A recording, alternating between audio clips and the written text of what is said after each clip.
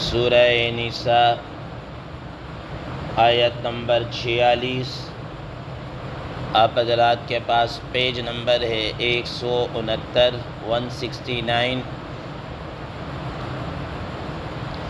اعوذ باللہ من الشیطان الرجیم، بسم اللہ الرحمن الرحیم۔ من الذين هادوا يحرفون الكلم عن مواضعه ويقولون سمعنا وعصينا واسمع غير مسمع وراعنا ليا بألسنتهم وطعنا في الدين ولو أنهم قالوا سمعنا وأطعنا واسمع وانظرنا لكان خيرا لهم وأقوم ولكن لعنهم الله بكفرهم فلا يؤمنون إلا قليلا۔ صدق الله العظيم۔ اللهم صل على محمد النبي الأمي وعلى آله وسلم تسليما كثيرا كثيرا۔ محترم سامعین کرام، اس آیت مبارکہ کا ترجمہ اللہ تبارک و تعالی شاہ فرماتے ہیں، من الذین ہادوا یحرفون الکلم عن مواضعہ، یہود میں سے کچھ لوگ وہ ہیں جو اللہ تعالیٰ کی نازل کردہ کلام کو اس کی جگہ سے پھیر دیتے ہیں۔ وَيَقُولُونَ سَمِعْنَا وَعَصَيْنَا، اور وہ کہتے ہیں سمعنا وعصینا، اور واسمع غیر مسمع، اور کہتے ہیں وراعنا لیا بألسنتہم وطعنا فی الدین، اپنی زبانوں کو ٹیڑھا کرتے ہوئے اور دین کے اندر طعن کرتے ہوئے۔ ولو انہم قالوا سمعنا واطعنا، اور اگر وہ یوں کہتے سمعنا واطعنا کہتے، واسمع وانظرنا کہتے، لکان خیرا لہم واقوم، تو یہ ان کے لیے زیادہ بہتر اور زیادہ درست ہوتا۔ ولیکن لعنہم اللہ بکفرہم، لیکن اللہ تعالیٰ نے ان کے کفر کے سبب ان پر لعنت کی۔ فلا یؤمنون الا قلیلا،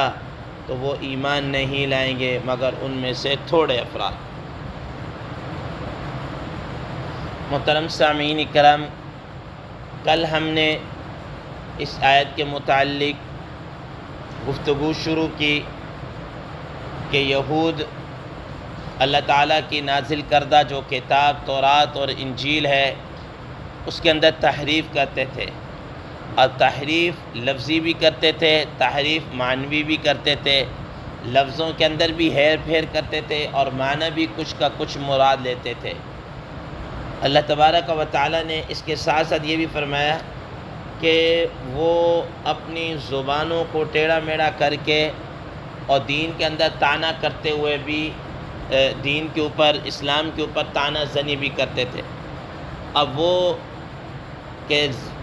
کلام کے اندر وہ جو لفظی تحریف کرتے تھے اس کی تو خود 3 مثالیں اللہ تعالیٰ نے اسی آیت مبارکہ کے اندر بیان کر دی کہ نمبر 1 سمعنا وعصینا، نمبر 2 اسمع غیر مسمع، اور نمبر 3 وراعنا، جن کے متعلق ہم نے کل گفتگو کر دی ہے کہ اس کا معنی کیا ہے اور کیا وہ مراد لیتے تھے اور کیا ہوتا تھا۔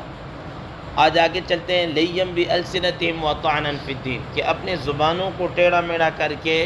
ان لفظوں کو بولنا، یہ یہود کے اندر بیماری تھی کہ وہ جان بوجھ کر ایسے الفاظ کا چناؤ اور ایسے الفاظ استعمال کرتے تھے جن کا معنی کچھ سے کچھ ہوتا تھا۔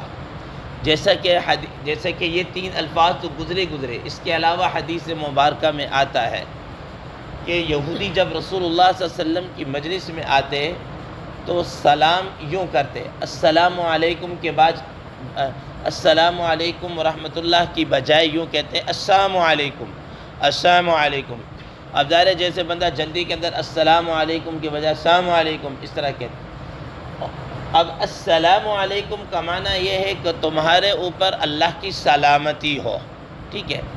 اور السلام علیکم بغیر لام کے اس کا معنی یہ ہے کہ تمہارے اوپر اللہ کی لعنت ہو، الیاذ باللہ، تمہارے اوپر اللہ کی موت آئے، تمہارے پر بربادی آئے۔ یہ السلام کے کیا ہے معنی ہے، یہ اس کے معنی ہے۔ اب ایک مرتبہ اسی طریقے سے ہی کیا کہتے ہیں، ایک یہودی آیا اور دروازے پہ دستک دی، یا اس طریقے سے اس نے یہی نبی صلی اللہ علیہ وسلم کو السلام علیکم کے بجائے اس طرح کے الفاظ کہے، تو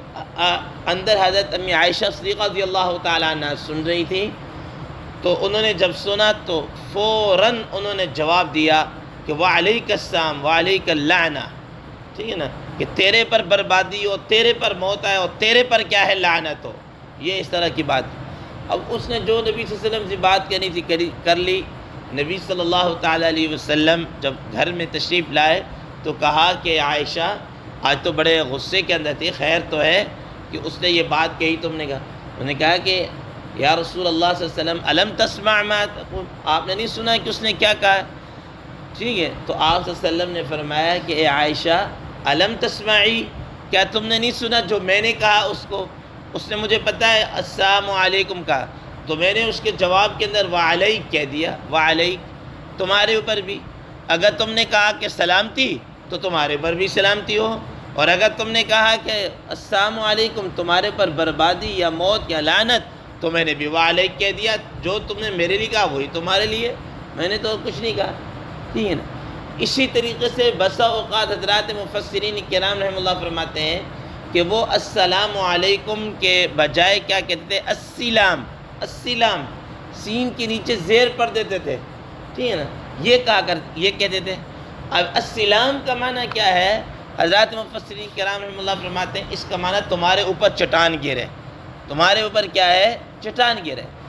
یعنی یہ اس قسم کے الفاظ اور اس قسم کے، ظاہر ہے یہ عربی زبان ایسی ہے کہ اس میں زبر زیر سے معنی بڑا فرق پڑ جاتا ہے، بہت فرق پڑ جاتا ہے۔ ہمارے اردو کے اندر کئی جملے ایسے ہیں، کئی الفاظ ایسے ہیں کہ ان کے اوپر زبر زیر سے اگر آپ تھوڑا سا کریں تو معنی کچھ سے کچھ ہو جاتا ہے۔ اب دیکھیں ایک لفظ ہے بک ہے، ٹھیک ہے نا، با کی پیش کے ساتھ بک، نوٹ بک بھی استعمال ہوتی ہے، کتاب بھی ہم اس کو استعمال کرتے ہیں، لیکن اگر اسی با کے نیچے ہم زیر پڑھ دیں بک،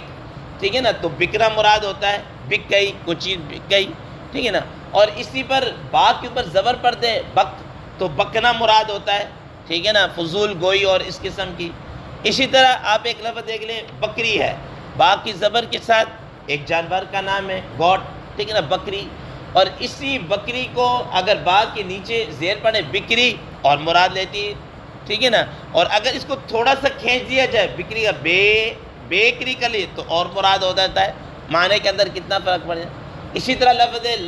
لٹانا، لٹانا، ٹھیک ہے، لام کے نیچے زیر لٹانا، نیچے لیٹ جانا، ٹھیک ہے نا، اور لٹانا لام کے پیش کے ساتھ اس کا معنی اور ہے، ٹھیک ہے نا، بے دریغ جناب والا خرچ کرنا، یا یہ تو لفظوں کے زبر زیر کے ساتھ بڑا معنی پڑ جاتا ہے، جیسے ہماری زبان کے اندر ہے تو عربی زبان کے اندر تو اس سے اور زیادہ ہے۔ تو یہ زبر زیر کے فرق کے ساتھ اس طریقے سے یا معنی زبان کو تھوڑا سا ٹیڑھا میڑھا کر کے وہ لفظوں کو اس طریقے سے کیا کر دیتے تھے، بولتے تھے۔ تو اللہ تعالیٰ فرمایا لیم بِأَلْسِنَتِهِمْ، زبانوں کے اندر ٹیڑھا کرتے ہوئے، وَطَعْنًا فِي الدِّينِ، اور دین کے اندر طعنہ کرتے ہوئے۔ دین کے اندر طعنہ کس طرح کرتے تھے، یہ ان کی پرانی عادت تھی۔ حدیث مبارکہ میں آتا ہے کہ وہ کہا کرتے تھے کہ دیکھیں بھی جناب یہ عجیب اسلام ہے، عجیب دین ہے، کہ کہتے ہیں کہ بھئی پانی نہ ملے تو مٹی کے ساتھ جناب والا کیا کر لو، پاکی حاصل کر لو، حالانکہ مٹی سے پاکی حاصل ہوتی ہے، مٹی سے مزید جناب والا گندگی ملتی ہے، اس طرح کا طعنہ کرتے ہیں۔ اور اسی طریقے سے جناب والا وہ کہتے ہیں کہ یہ دیکھیں عجیب دین اسلام ہے، کہ یہ کہتے ہیں کہ اپنا یہ کہتے ہیں کہ پھپھی کی جو بیٹی ہے اس کے ساتھ تو نکاح کرنا جائز ہے، ٹھیک ہے، لیکن بھتیجی کے ساتھ نکاح کرنا کیا ہے، حرام ہے۔ بھتیجی کے ساتھ نکاح کرنا حرام ہے اور پھپھی کی بیٹی کے ساتھ نکاح کرنا کیا ہے؟ جائز ہے، ٹھیک ہے نا؟ تو اس طریقے سے وہ طعنہ کرتے تھے۔ مجھے یاد آ گیا ایک دفعہ کہیں پڑھا کہ یہ عطا اللہ شاہ بخاری رحمہ اللہ تھے، ان سے کسی نے کہا طعنہ کرتے ہوئے نا، کسی نے کہا کہ بھئی عجیب بات ہے کہ یہ دیکھو یہ مسلح جو ہے نا، ہندو نے کسی اعتراض کیا، وہ مسلمانوں کو مسلح کہتے ہیں کہ یہ مسلح بڑے عجیب لوگ ہیں کہ ایک گائے وہ ہے جس کو اپنے ہاتھ سے یہ ذبح کرتے ہیں، اس کو کھا لیتے ہیں کہ یہ حلال ہے جی، اور وہ گائے جس کو اللہ تبارک و تعالیٰ خود سے مار دیتے ہیں، اللہ تعالیٰ کی ماری ہوئی کو کہتے ہیں نہیں حرام ہے جی، اپنے ہاتھ سے ذبح کرتے مار دے تو کہتے ہیں حلال ہے، اللہ کی ماری ہوئی کو کہتے ہیں نہیں جی یہ حرام ہے۔ عجیب بات ہے، عجیب ان کا ایسا طعنہ کیا۔ حضرت اللہ شاہ بخاری رحمہ اللہ تو پھر بڑے حاضر جواب تھے، انہوں نے کہا کہ بھئی ہاں یہ بڑی عجیب بات ہے کہ ایک نلکا وہ ہے کہ جو تم اپنے ہاتھ سے لگایا ہوا ہے اور اپنے ہاتھ سے تم اس کو چاہے، پرانے زمانے جیسے نلکے ہوتے تھے کہ تم اس سے تو کیا ہے پانی پی لیتے ہو، ایک ٹوٹی وہ ہے جو تم نے اپنے ہاتھ سے لگائی ہے اور اس سے تو جناب اللہ تم کیا ہے کھول کے پانی پی لیتے ہو۔ پھر انہوں نے کہا کہ ایک ٹوٹی وہ ہے جو اللہ تعالیٰ نے تمہارے ساتھ لگائی ہوئی ہے ہر ایک کے ساتھ، اس سے تو کبھی تم نے پانی نہیں پیا، ٹھیک ہے کہ نہیں، کہ اس سے تو کبھی تم نے پانی نہیں پیا، وہاں سے بھی تو نکلتا ہے نا پانی، وہ اللہ کی لگائی ہوئی ہے، وہاں سے تو کبھی نہیں پانی پیا، ٹھیک ہے نا، اس کا منہ۔ تو یہ کیا کہتے ہیں وطعناً فی الدین، دین کے اندر اس طرح طعنہ زنی کرنا، اور یہ ان کا کیا تھا؟ وتیرہ تھا۔ آج بھی لوگ دین کے اوپر طعنہ زنی کرتے ہیں کہ دیکھو جی کہ مسلمان عجیب ہیں، کہ یہ عجیب خواہش پرست ہیں، اور کیا کہتے ہیں کہ ان کی تو وہ کیا کہتے ہیں جو انسان کی ایک طبعی فطری جذبہ ہوتا ہے، جنسی ایک جذبہ ہوتا ہے، یہ ختم ہی نہیں ہوتا، چار شادیاں کر رہے ہیں اور یوں کر رہے ہیں، اور خاص طور پر نبی صلی اللہ علیہ وسلم کے متعلق تو بہت زیادہ انہوں نے طعنہ زنی کی ہے، ٹھیک ہے نا۔ حالانکہ اب ان کے نزدیک گرل فرینڈ ہو 4 5 8 اور 10 وہ ان کو کوئی پرابلم نہیں ہے، وہ کوئی پرابلم نہیں ہے، اور ایک آدمی جناب اللہ کے شریعت کے مطابق قانونی طریقے کے مطابق اگر کوئی بیوی رکھ رہا ہے، 1 نہیں 2 نہیں 3 نہیں 4 رکھ رہا ہے، وہ ان کو کیا ہے چبھنا شروع ہو جاتی۔ تو فرمایا کہ لیم بِأَلْسِنَتِهِمْ وَطَعْنًا فِي الدِّينِ، کہ یہ دین کے اندر اس طرح طعنہ کرتے، مختلف قسم کے سوال کرتے اور مختلف طعنہ زنی کرتے۔ تو اللہ تبارک و تعالیٰ نے اس کے مقابلے فرمایا وَلَوْ أَنَّهُمْ قَالُوا سَمِعْنَا وَأَطَعْنَا، اگر یہ سمعنا اور عصینا کی بجائے سمعنا وأطعنا کہتے، اور واسمع غیر مسمع کی بجائے واسمع کہہ دیتے، اور وراعنا کی بجائے وانظرنا کہہ دیتے، لکان خیر لہم واقوام، تو یہ ان کے لیے زیادہ بہتر ہوتا اور زیادہ کیا ہے درست ہوتا۔ کہ جیسا کہ خود قرآن مجید میں سورہ بقرہ کے اندر اللہ تبارک و تعالیٰ نے خود اہل ایمان کو مخاطب کرتے فرمایا لا تقولوا راعنا وقولوا انظرنا واسمعوا، ٹھیک ہے نا، کہ تم یہ الفاظ کیا ہے استعمال کرو بجائے راعنا کے۔ فرمایا وَلَكِنْ لَعْنَهُمُ اللَّهُ بِكُفْرِهِمْ فَلَا يُؤْمِنُونَ إِلَّا قَلِيلًا، اللہ تبارک و تعالیٰ نے ان کے انہی حرکتوں کی وجہ سے اللہ تعالیٰ نے ان پر لعنت کی ہے، ان کے کفریہ اسباب اور کفریہ وجہ سے۔ فرمایا فَلَا يُؤْمِنُونَ إِلَّا قَلِيلًا، یہ لوگ کیا ہے ایمان لے کر نہیں آئے گے۔ حدیث مبارکہ میں آتا ہے کہ مدینہ منورہ کے اندر اس وقت کے ان کی یہود کے بڑے بڑے علماء تھے، بڑے بڑے علماء 10 کے قریب ایسے تھے جن کی طرف عوام کا رجوع ہونا، اور اس طریقے سے ان میں سے حضرت عبداللہ بن السلام رضی اللہ تعالی عنہ بھی تھے، ٹھیک ہے نا۔ تو یہ نبی صلی اللہ علیہ وسلم فرمایا کہ اگر یہ یہود کے یہ جو بڑے عالم ہیں، ٹھیک ہے 10 کے 10، اگر یہ ایمان لے کر آ جائے تو ایک یہودی بھی غیر مسلم نہیں رہے گا، ایک یہودی بھی کیا ہے غیر مسلم نہیں رہے گا۔ لیکن نہ اس وقت وہ ایمان لے کر آئے، ٹھیک ہے، تو آج بھی یہود کے اندر کم از کم یہ لوگ اتنی جلدی ایمان لے کر نہیں آتے، یہ اتنی جلدی ایمان لے کر وہ کہتے ہیں کہ سب سے افضل دین تو ہے ہی ہمارا، کیونکہ ان کے زعم کے مطابق ان کا جو گمان تھا، خوش فہمی تھی، وہ یہ تھی، وہ کہتے ہیں نحن ابناء اللہ و احباء، ہم تو اللہ کے بیٹے ہیں اور اللہ کے انتہائی لاڈلے ہیں، ٹھیک ہے نا، تو ہمارا دین ہمارا یہ سب سے بڑھ کر ہے، باقی وہ عیسائیت ہو، مسلمان ہو، ہندوازم ہو، سکھ مت ہو، کچھ بھی ہو، وہ کہتے ہیں یہ کچھ بھی نہیں ہے۔ اسی وجہ سے آپ دیکھ لیجئے کہ یہود دین کی تبلیغ نہیں کرتے اتنی جلدی، جیسے مسلمان ہیں یا عیسائی ہیں یا دوسرے مذاہب ہیں، وہ دوسروں کو اپنے دین کی دعوت دیں گے، یہ نہیں دے، کہتے ہیں نہیں یہ تو چنیدہ لوگ ہیں جن کو اللہ تعالیٰ نے اس دین کے لیے چنا ہے، بس وہی ہیں، باقی کسی کو نہیں کرتے۔ بہرحال خیر یہ ایک الگ بات ہے۔ تو اللہ تعالیٰ فرما رہے وَلَكِنْ لَعَنَهُمُ اللَّهُ بِكُفْرِهِمْ، لیکن اللہ تعالیٰ نے ان پر ان کے کفر کی وجہ سے لعنت کی. فَلَا يُؤْمِنُونَ إِلَّا قَلِيلًا، یہ تھوڑے ہی لوگ ہیں جو ایمان لے کر آئے، بالکل گنے چنے انگلیوں پر گن سکتے ہیں جو ایمان لے کر آئے، ورنہ اکثریت ان کی کیا ہے؟ نافرمان اور بے دین ہی رہی ہے. اللہ تبارک و تعالیٰ سے دعا ہے اللہ تبارک و تعالیٰ ہم ان چیزوں پر عمل کرنے کی توفیق عطا فرمائے. وآخر دعوانا ان الحمد للہ رب العالمین.